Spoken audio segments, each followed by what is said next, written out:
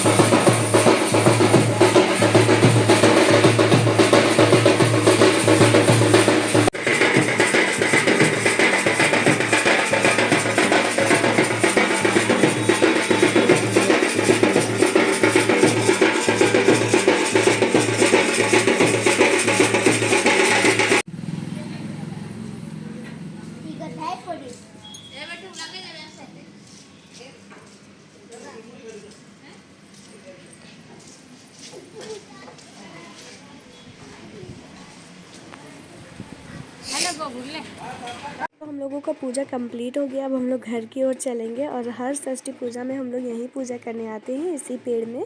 तो पूजा कंप्लीट आप लोगों ने देखा ही हम लोग कैसे पूजा किए।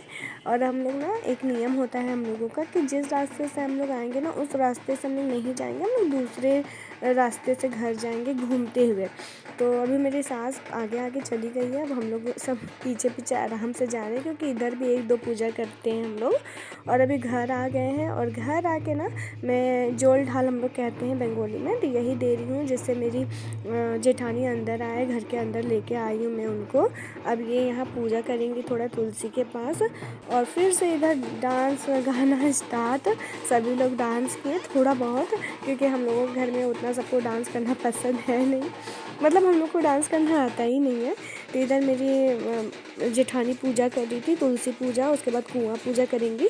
तो मैं आपको तो मिलवाई ही नहीं, जिनके लिए इतना सब हुआ है उससे मिलवाती हूँ मैं आपको। चलिए, एकदम क्यूट सा छोटू सा बेबी, जिसके लिए मेरी श्रीजा बहुत ज़्यादा रो रही थी कि मैं इसे घर लेके जाऊंगी, और अगर घर नहीं लेके जाऊंगी तो मुझे एक ऐसा बेबी खरीद के ला दीजिए।